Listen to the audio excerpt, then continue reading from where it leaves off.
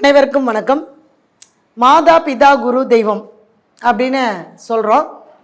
இந்த மாதா பிதா அப்படிங்கிறது அம்மா அப்பா. ஒரு தாயுடைய கருவறையிலிருந்து ஒரு குழந்தை உருவாகி இந்த உலகத்தில் அதனுடைய கர்மாவை அனுபவிக்க பிறக்குது. அப்போ அது நல்லதோ கெட்டதோ அவங்களுடைய அந்த ஆத்மா செய்த பாவ வினைகளுக்கு ஏற்ப அந்த காலகட்டங்களில் அவங்களுக்கு அந்த கர்ம வினையானது நமக்கு நடக்கும். இப்போ ஒரு திருமண வயசு வந்துருச்சு அப்படின்னா திருமணம் தடையாக இருக்குது, இல்லை குழந்தை பாக்கியம் தடையாக இருக்குது, இல்லை என்னால் தொழிலில் ஒரு ஜெயிக்க முடியல, இந்த மாதிரி பல பிரச்சனைகள் அந்தந்த காலகட்டத்தில் தான் வரும். இப்போ ஒரே நாள் பிறந்த குழந்தைக்கு என்ன பிரச்சனை? எந்த பிரச்சனையும் இல்லை. ஒரு குழந்தைக்கு பால் இருந்தால் போதும், அதுக்கு தூக்கிறதுக்கு தொட்டில் இருந்தால் போதும், அவங்க அம்மா பக்கத்தில் இருந்தால் போதும். அந்த வயசு வரும்போது தான் அதனுடைய கர்மாவானது நம்ம அனுபவிக்க பிறந்திருப்போம் இல்லைங்களா? அப்போ ஒவ்வொருத்தரும் ஒரு குலத்தில் பிறந்திருப்போம் இல்லைங்களா? இப்போ நான் பிறந்தது அப்படின்னா ஒரு சிவ கோத்திரம், அந்த கோத்திரம் சொல்லுவோம், குலம் அப்படின்னு சொல்லுவோம். அப்போ அந்த குலத்துக்குன்னு ஒரு தெய்வம் இருக்கும், அதுதான் குலதெய்வம். அந்த குலதெய்வம் யார் அப்படின்னு பார்த்தீங்கன்னா உங்களுடைய முன்னோர்கள் தான் அந்த குலதெய்வம். அப்போ முன்னோர்கள்னால் அப்போ அந்த காலத்தில் கூட்டு குடும்பங்களில் வாழ்ந்தாங்க. ஒரு பெரியவங்க ரொம்ப வயசானவங்க தாத்தா பாட்டி இறந்துட்டாங்க அப்படின்னா அவங்களுடைய ஞாபகார்த்தமாக அவங்கள அந்த இடத்துல அடக்கம் பண்ணிடுவாங்க. அவங்க நம்ம போய் வழிபாடு பண்ணுமே அப்படின்றதுக்காக அந்த காலத்துலலாம் பெரிய பெரிய சிலைகள் எல்லாம் இல்லை.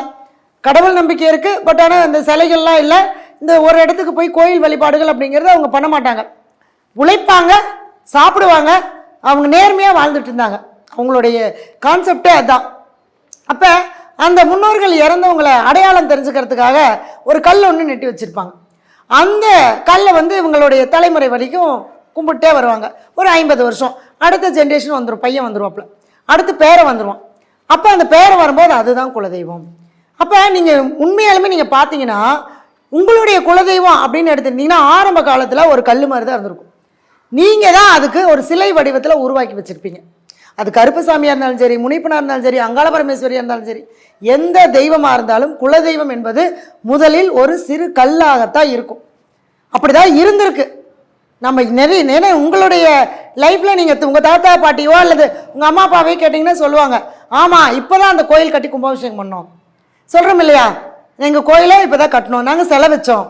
ஏன்னா அந்த சிலையை நாம தான் உருவகப்படுத்துகிறோம். பட் ஆனால் நம்மளுடைய முன்னோர்கள் வாழ்ந்த அந்த பூமி, அவங்களுடைய ஆத்மா அடக்கமான இடத்தில் அவர்கள் நினைவாக வைத்தது தான் குலதெய்வம். அப்போ நம்ம ஊரில் இருக்கிற சாமியெல்லாம் பார்த்துட்டு வந்துடுறோம், ஆனால் குலதெய்வத்தை பார்க்குறோம்னா மறந்துடுறோம். இப்போ ஒரு பூர்வீக ஊரில் இருக்காங்கன்னு வச்சுக்கோங்களேன், அவங்க தாத்தாவை கும்பிட்டுட்டே வந்திருப்பாங்க. இவர் ஒரு வேலை கிடச்சி ஒரு வெளிநாடு போயிடுறாரு. வெளிநாடு போனது அங்கே ஒரு கலாச்சாரம் மாறிடுச்சு, எல்லாமே மாறி போச்சு. அங்கே ஒரு 50 வருஷம் அங்கே இருந்துடுறாரு. அவருக்கு குழந்தை பிறந்தா அது குழந்தை வளர்ந்துக்கிட்டே வருது. அப்போ பார்த்தீங்க அப்படின்னா அந்த குழந்தை வளர்ந்து வரும்போது எல்லா பிரச்சனையும் வரும். கல்யாணத்தில் பிரச்சனை, குழந்தை பிரச்சனை அப்படின்னு வரும்போது தான் ஏன் அப்படின்னு ஒரு ஜாதகத்தை போய் பார்ப்பாங்க. அப்போ சொல்லுவாங்க, உங்களுடைய குலதெய்வம் உங்களுக்கு சப்போர்ட் பண்ணுங்க, பித்திரு தோஷத்தில் இருக்குதுங்க, குலதெய்வ வழிபாடே இல்லைங்க, அதனால தான் உங்களுடைய குழந்தைக்கு அந்த மாதிரி பிரச்சனை வருது அப்படின்னு நம்ம சொல்லுவோம். அப்போ அந்த குலதெய்வம் என்னன்னு அவங்க கேட்பாங்க. ஏன்னா அவங்களுக்கு தான் தெரியாது, ஒரு 50 வருஷத்துக்கு முன்னாடியே போயிட்டாங்க. அப்போ இடம் விட்டு இடம் மாறி போனதுனால குலதெய்வம் என்பது மறந்து போயிடுறது, தெரியாமல் போயிடுறது. இப்போ அவங்க அப்பா இருக்கிற வரைக்கும் சொல்லுவாங்க, அதுக்கப்புறம் அவங்க தெரியாமல் போயிடுது. இந்த மாதிரி நிறைய பேர்த்துக்கு இருந்திருக்குதுங்க. குலதெய்வமே தெரியாமல் நிறைய பேர் இன்னைக்கு வரைக்கும் வாழ்ந்துட்டு இருக்காங்க. பழனிமலை முருகன் தான் எங்களுடைய குலதெய்வம், திருப்பதி பெருமாள் வெங்கடாச்சலம் தான் எங்களுடைய குலதெய்வம் அப்படின்னு சொல்லி பொதுவான ஒரு தெய்வத்தை வணங்கிட்டு வந்துட்டு இருக்கோம். ஆனால் அப்படி இல்லைங்க. உங்களுடைய முன்னோர்கள் வாழ்ந்த பூமியில் நிச்சயமாக உங்களுடைய குலதெய்வமானது இருக்கும். அந்த குலதெய்வத்தை நீங்கள் உருவ வழிபாடாக தான் பண்ணணும் அப்படிங்கிற அவசியமே கிடையாது.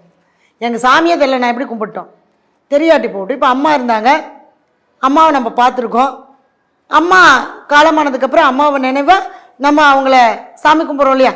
அந்த மாதிரி எந்த தெய்வமாக இருந்தாலும் குலதெய்வம் கூப்பிட்ட குரலுக்கு வரும்.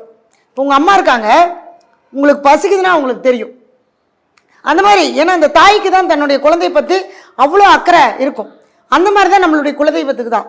எந்த தெய்வத்தை நம்ம பார்த்து வழிபாடு பண்ணாலும் இந்த குலதெய்வம் அப்படிங்கக்கூடிய அனுகிரகம் இல்லை அப்படின்னா நம்மளுக்கு எந்த பிரச்சனையாக இருந்தாலுமே சால்வ் ஆகாது. நம்ம பரிகாரம் பண்ணிட்டேங்க, கல்யாணம் ஆகலை, ஒரு 50 ஜோசியரை பார்த்துட்டேங்க, கல்யாணம் ஆகலைங்க, குழந்தை பிறக்கலைங்க, என்னால் தொழிலில் ஜெயிக்க முடியலைங்க, ஆனால் குலதெய்வத்தை கும்பிட மாட்டோம். அப்போ இந்த குலதெய்வ வழிபாடு அப்படிங்கிறது பார்த்திங்க அப்படின்னா ரொம்ப சிம்பிள். எப்படி பிடிச்சி வச்ச பிள்ளையாரோ அந்த மாதிரி உங்கள் குலதெய்வம் கூப்பிட்டா வந்துடுங்க. ஒரு பௌர்ணமி நாளில் ஒரு கும்ப கலசம் எடுத்து அது நிறைய நீர் விட்டு அதில் ஒரு எலுமிச்சம்பழத்தை போட்டு கொஞ்சம் மஞ்சள் அதாவது மஞ்சள், குங்குமம், திருநீர், சந்தனம், திருமஞ்சனம், ஏலக்காய், வெட்டிவேறு, பன்னீர், இந்த மாதிரி அதில் சில பொருட்களை போட்டு மாவளை வச்சு ஒரு தேங்காய் வைக்கணும். இந்த தேங்காய் வச்சு நீங்கள் பௌர்ணமி அன்னைக்கு 6 மணிக்கு பௌர்ணமி உதயமானோடனே வச்சு ஒரு விளக்கேற்றி வச்சு நீங்கள் மனசார உங்களுடைய குலதெய்வத்தை கூப்பிட்டிங்கன்னா அந்த மாதம் நீங்கள் பாருங்கள் உங்களுடைய குலதெய்வத்துடைய அருள் எப்படி இருக்குது அப்படிங்கிறது. இதை தொடர்ந்து நீங்கள் செஞ்சுட்டே வந்தீங்க அப்படின்னா நிச்சயமாக உங்களுக்கு எந்த தெய்வம்னு தெரிலனாலும் கூட அந்த தெய்வம் 1 வருஷத்துக்குள்ளே உங்களுக்கு அந்த தெய்வம் எந்த இடத்துல இருக்குது அப்படிங்கிற வரைக்கும் உங்களுக்கு காட்டி கொடுத்துருக்கும். இது என்னுடைய அனுபவத்தில் நான் நிறைய பேர்த்துக்கு கண்டுபிடிச்சி கொடுத்த ஒரு விஷயம். ஏன்னா அவங்களுடைய ஜாதகத்தில் நமக்கு தெரிஞ்சிடும் 5ஆம் பாவம் எப்படி இருக்குது அப்படின்னு பார்த்தாலே அவங்க பூர்வ புண்ணியஸ்தானம் நல்லா இருக்கா, குழந்தை பாக்கியம் இருக்கா, குலதெய்வத்தினுடைய அருள் இருக்கா, முன்னோர்கள் சாபம் பெற்று வந்திருக்காங்களா, முன்னோர்களுடைய கர்மாவை இவங்க அனுபவிக்க பிறந்திருக்காங்களா, அது எல்லாமே 5ஆம் பாவத்தில் வந்துருங்க. அப்போ 5ஆம் பாவத்துக்குள்ள தான் குலதெய்வம் இருக்குது. அது ஆண் தெய்வமா பெண் தெய்வமா, அந்த தெய்வத்தை எப்படி கண்டுபிடிக்கிறது, அந்த தெய்வம் வாழ்ந்த இடம் எது, எல்லாமே உங்களுடைய 5ஆம் பாவத்தில் இருக்கும். அப்போ அதை உங்களுடைய குலதெய்வத்தை நீங்கள் கும்பிட்டீங்கனாலே உங்கள் குழந்தைக்கு எந்த ஒரு பிரச்சனையாக இருந்தாலும் சரியாகும். உங்களுடைய முன்னோர்கள் வழியில் எந்த விதமான சாபங்கள் இருந்தாலும் அது சரியாகும். இதுதான் குலதெய்வ வழிபாடு அப்படிங்கிறது. நம்ம தெரிலனாலும் கூட நம்ம இந்த மாதிரி அரூபமாக வழிபாடு பண்ணும்போது நிச்சயமாக குலதெய்வத்தினுடைய அருள் கிடைக்கும். பௌர்ணமி அன்று இந்த பூஜையை நீங்கள் செஞ்சு பாருங்கள். நிச்சயமாக உங்களுடைய வாழ்க்கையில் ஒரு நல்ல மாற்றங்கள் ஏற்படும். நம்பிக்கையோடு செய்யுங்க, நல்லதே நடக்கும். நன்றி, வணக்கம், வாழ்க வளமுடன்.